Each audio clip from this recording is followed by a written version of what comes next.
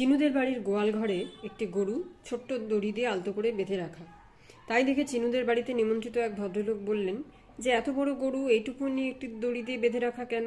শুনে চিনুর বাবা বললেন যে ও ছোটোর থেকে, মানে যখন বাছুর অবস্থায় তখন থেকে এইটুকু দড়ি দিয়ে ওকে মাঝে মধ্যেই বেঁধে রাখা হতো এবং এখনও তাই হয়।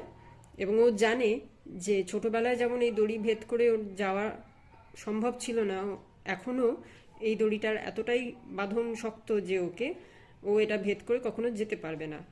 আমাদের জীবনে এরকম অনেক মানুষ আছে যারা ছোটোর থেকে আমাদের মধ্যে এই ধ্যান ধারণাগুলো মাথার মধ্যে ঢুকিয়ে দেন যে তোমার দ্বারা এটা সম্ভব না, ওটা সম্ভব না, তুমি এইসব কাজ পারো না। আমাদেরকে না ওই সমস্ত ধ্যান ধারণাগুলোকে ছুঁড়ে ফেলতে হবে এবং তাদের এই সমস্ত কথাগুলোকে চ্যালেঞ্জ হিসাবে নিয়ে তাদেরকে দেখিয়ে দিতে হবে যে আপনি কি পারেন আর কি পারেন না। এই সমস্ত বদ্ধমূল বস্তা পচা ধারণাগুলোকে জাস্ট ছুঁড়ে ফেলে দিন এবং জীবনে ঝড়ের বেগে এগিয়ে